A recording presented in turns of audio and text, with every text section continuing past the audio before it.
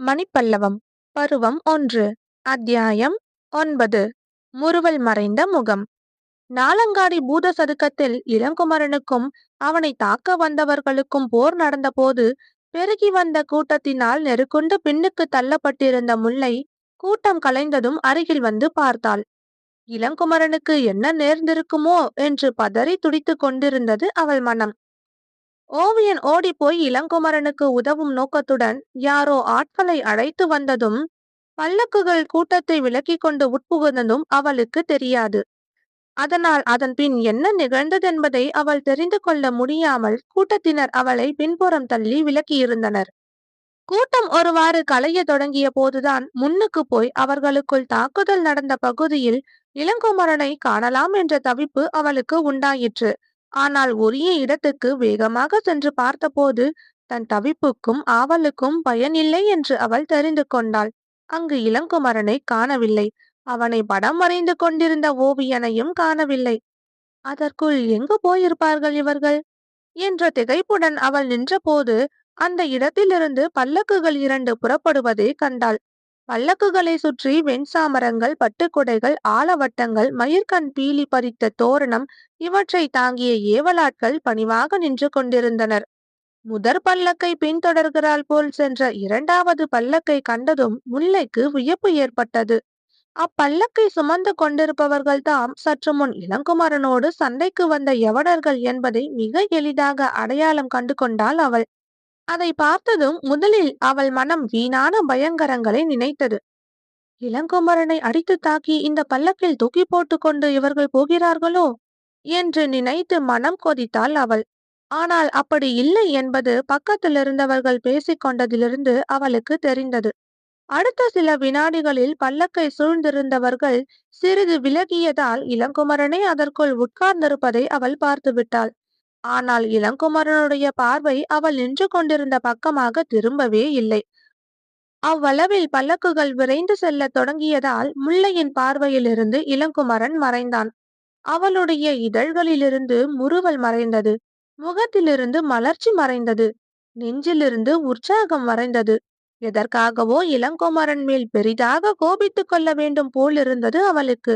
அதே சமயத்தில் அப்படி கோபித்துக் கொள்வது எதற்காக என்றும் அவளாலேயே மனத்தின் காரண காரியத்தை இணைத்து பார்க்க முடியவில்லை. பல்லக்குகள் வெகு தூரம் முன்னுக்கு போய்விட்டன. பல்லக்கு சுமப்பவர்கள் சுமை உறுத்துவது தெரியாமல் இருப்பதற்காக பாடிக்கொண்டு சென்ற ஒரு வகை பாடல் ஒலி மெல்ல மெல்ல குரல் நைந்து அவள் செவியில் கேட்டுக்கொண்டிருந்தது. அப்பொழுதே நாலங்காடியின் இந்திர விழா ஆரவாரங்களும் அழகும் திடீரென்று இருந்தார் போலிருந்து குறைபட்டு போனது போலிருந்தது முல்லைக்கு.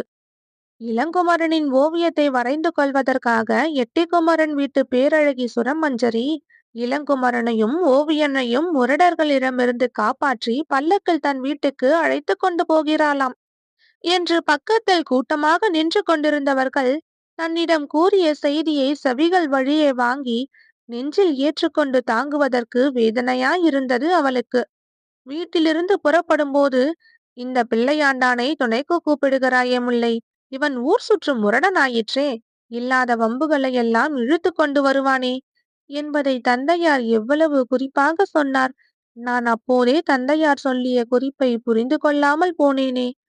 இந்த நாலங்காடி நார் சந்தையில் திருவிழா கூட்டத்தில் நான் ஒருத்தி கூட வந்திருப்பது நினைவில்லாமல், என்னிடம் ஒரு வார்த்தை சொல்லிக் கொண்டாவது போக வேண்டுமே என்ற எண்ணமும் இல்லாமல், யாரோ ஒருத்தி கூப்பிட்டாள் என்று பல்லக்கில் ஏறிக்கொண்டு போயிருக்கிறாரே, எவ்வளவு இறுகி போயிருக்க வேண்டும் இவர் மனம் என்று நினைத்து வருந்தினாள் முல்லை. இளங்குமரன் என்னும் எழில் வெள்ளம் தனக்கே சொந்தம் போல் தன்னோடு பாய்ந்து வந்த ஒரே காரணத்தால் நாலங்காடிக்கு வருகிற போது கர்வப்பட்டு கொண்டிருந்தாள் முல்லை. இப்போது அந்த கர்வத்தை அவள் படுவதற்கில்லை, படவும் முடியாது. அவளுக்கு கிடைத்த அந்த கர்வத்தில் பெருமையடையும் உரிமைக்கு போட்டியிட பெருநிதி செல்வர் வீட்டு பெண்ணொருத்தியும் வந்துவிட்டாள் போலும். இளங்குமரனின் முகமும் கண்களும் தோற்றமும் அத்தகைய சிறப்பு வாய்ந்தவை. அவன் எவர் பக்கத்தில் நின்று கொண்டிருந்தாலும், எவரோடு பேசிக் கொண்டிருந்தாலும், எவரோடு நடந்து கொண்டிருந்தாலும், அப்படி நிற்க பெற்றவர்களுக்கும் பேச பெற்றவர்களுக்கும் நடக்க பெற்றவர்களுக்கும் தான் உடன் இருக்கிறோம் என்பதையே ஒரு பெருமையாக நினைத்து மகிழும் கர்வத்தை அளிக்கும் பேரெழில் தோற்றம் இளங்குமரனுக்கு இருந்தது. அதனாலேயே காவிரி பூம்பட்டினத்தில் அவனுக்கு நிறைய நண்பர்கள் இருந்தார்கள். நண்பர்களை காட்டிலும் நிறைய விரோதிகளும் இருந்தார்கள். ஒரு மனிதனுடைய இணையற்ற அழகு மற்றவர்கள் மனங்களில் பெருமையை விளைவிக்க வேண்டும் அல்லது பொறாமையை விளைவிக்க வேண்டும். இளங்குமரனுடைய அழகு இந்த இரண்டையுமே விளைவித்துக் கொண்டிருந்தது. இதை தவிர தானே தெரிந்து கொள்ள முடியாத பல காரணங்களாலும் தன்னை அழித்துவிட துடிக்கும் எதிரிகளும் இருக்கிறார்கள் என்பதை முன்னாள் இரவு சம்பாவதி வனத்தில் நடந்தவற்றால் அவன் தெரிந்து கொள்ள முடிந்திருந்தது. தன்னுடைய வாழ்க்கை சில சமயங்களில் தனக்கே பெரும் புதிராக இருப்பதையும் அவன் உணர்ந்தான். காலை போது தளர்ந்து பகல் வளர்ந்து கொண்டிருந்தது. தனக்கு புதியதும் அடர்த்தி நிறைந்ததுமான காட்டுப்பகுதிக்கு வழி தப்பி வந்துவிட்ட மான்குட்டியைப் போல் நாலங்காடி கூட்டத்தில் நின்று கொண்டிருந்தாள் முல்லை. துணைக்கு தன்னோடு வந்தவன் இன்னொருத்தியோடு துணையாக போய்விட்டான் என்பதை நினைக்கும் போது அவளுக்கு ஏக்கமும் ஆற்றாமையும் இணைந்து உண்டாயின. புற வீதியையும் அதனோடு சார்ந்த புறநகர பகுதிகளையும் தவிர பட்டினப்பாக்கம், நாலங்காடி போன்ற கலகலப்பு மிக்க அந்நகர் பகுதிகளுக்கு அவள் துணையின்றி தனியாக வருவதற்கு நேர்ந்ததில்லை. தந்தையோ தமையனோ துணையாக வரும்போதுதான் பூம்புகாரின் ஆரவாரமயமான அகநகர் பகுதிகளுக்குள் அவள் வந்து போயிருக்கிறாள். சாதாரணமான நாட்களிலேயே கூட்டத்துக்கு குறைவிருக்காது.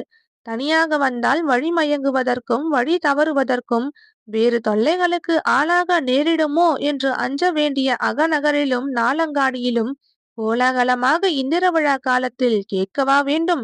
முல்லை சோர்ந்த விழிகளால் நான்கு பக்கமும் திரும்பி பார்த்தாள்.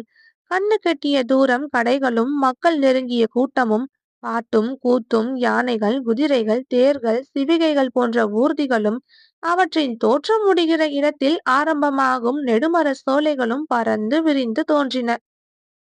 செவிகளில் கலக்கும் விதவிதமான ஒலிகள், செவிகளை கலக்கும் வெவ்வேறு பேச்சு குரல்கள், கண்ணீர் கலக்கும் பலவித காட்சிகள், கண்ணை கலக்கும் அளவிலடங்காத காட்சி குவியல்கள், எதையும் தனியாக பிரித்து காண முடியாத காட்சி வெள்ளம், எதையும் தனியாக பிரித்து உணர முடியாத பரபரப்பான நிலை. தனக்கு எதிர்பக்கத்தே அருகில் இருந்த மரங்களில் கட்டப்பட்டிருந்த யானைகளுக்கு கரும்பு ஒடித்து கொடுக்கும் பாகர்களை பார்த்தால் முல்லை. துதிக்கையை நீட்டி பாகர்களிடமிருந்து கரும்பு கழிகளை வாங்கி வாய்க்குள் கொண்டு போய் அரைத்து சாறு பருகும் அந்த பெரிய பெரிய யானைகளை வேடிக்கை பார்ப்பது போல் பார்த்தாள் அவள். அவளுக்கு அந்த காட்சியை தன் நிலையோடு ஒப்பிட்டு பார்க்க தோன்றியது. இளங்குமரனை துணைக்கு அழைத்து கொண்டு நாலங்காடிக்கு வருகிற போது கரும்பின் இனிய சாற்றை பருகுவது போல நெஞ்சில் மெல்லிய நினைவுகளை சுவைத்து கொண்டு வந்தாள் அவள். இப்போதோ சுவைத்து முடித்த பின் எஞ்சும் சக்கையைப் போல் சாரமற்ற நினைவுகள் அவள் மனத்தில் எழுகின்றன. யானைவாய் கரும்பு போல் தனது இனிய நினைவுகளுக்கு காரணமானதை எட்டிக்குமரன் வீட்டு நங்கை கொள்ளை கொண்டு செல்வதை அவள் உணர்ந்திருந்தாள். பார்வைக்கு இலக்கு ஏதுமின்றி பராக்கு பார்ப்பது போல நாலங்காடியின் ஒரு புறத்தில் நின்று நோக்கிக் கொண்டிருந்த முல்லைக்கு முன்னால் குதிரைகள் வந்து நின்றன. அவள் அண்ணன் கதக்கண்ணனும் அவனோடு வந்த மற்றவர்களும் தத்தம் குதிரைகள் மேலிருந்து கீழே இறங்கினார்கள். முல்லை, இதென்ன இப்படி பராக்கு பார்த்து கொண்டு இங்கே நிற்கிறாய்? உன்னோடு துணைக்கு வந்த இளங்குமரன் எங்கே போனான்? படையல் வழிபாடு எல்லாம் முடிந்ததோ இல்லையோ என்று ஆவலுடனும் அவசரமாகவும் விசாரித்து கொண்டே முல்லைக்கு அருகே வந்து நின்றான் கதக்கண்ணன். அவனுடன் குதிரைகளில் வந்த மற்றவர்களும் அடக்க ஒடுக்கமாக பக்கத்தில் நின்றார்கள். அந்த நேரத்தில் தன் அண்ணனை அங்கே கண்ட பின்பும் முல்லையின் முகத்தில் மலர்ச்சி பிறக்கவில்லை. இதழ்களில் நகை பிறக்கவில்லை. நாவிலிருந்து வாருங்கள் அண்ணா என்பது போல் தமையனை வரவேற்கும் மகிழ்ச்சி தழுவிய வார்த்தைகளும் பிறக்கவில்லை. மறுபடியும் அவள் தமையன் அவளை கேட்கலானான். இளங்குமரன் எங்கே முல்லை? உன்னை இங்கே தனியாக விட்டுவிட்டு ஊர் சுற்ற போய்விட்டானா? நான் அவரை எனக்கு துணையாக கூட்டிக் கொண்டு வந்ததே தப்பு அண்ணா. புறப்படும் போது அவரை கூட்டிக் கொண்டு போக வேண்டாம் என்று அப்பா சொன்னார். நான் அதையும் மீறி அவரை கூட்டிக் கொண்டு வந்ததற்கு எனக்கு நன்றாக பாடம் கற்பித்து விட்டார். அவர் என்னிடம் சொல்லிக் கொள்ளாமலே போய்விட்டார் அண்ணா. என்ன நடந்தது முல்லை? நடந்தவற்றை சுருக்கமாக சொல். நாங்கள் மிக அவசரமான முக்கிய காரியத்துக்காக இளங்குமரனை தேடிக் கொண்டு வந்திருக்கிறோம். உடனே அவனை பார்க்க வேண்டும். இந்த சமயத்தில் பார்த்து நீயும் அவன் மேல் உன்னுடைய கோபதாபங்களை காட்டிக் கொண்டிருந்தால் என்ன செய்வது? இப்படி தன்னை நோக்கி கூறிய தமையன் கதக்காண்ணனின் முகத்தை நன்றாக உற்று பார்த்தாள் முல்லை. வீரக்கலை சுடர் பரப்பும் அந்த முகத்திலும் கண்களிலும் பார்வையிலும் பேச்சிலும் அவசரம் அவசரம் என்று தவித்து பறக்கும் ஓருணர்வு முந்திக் கொண்டு நின்றது.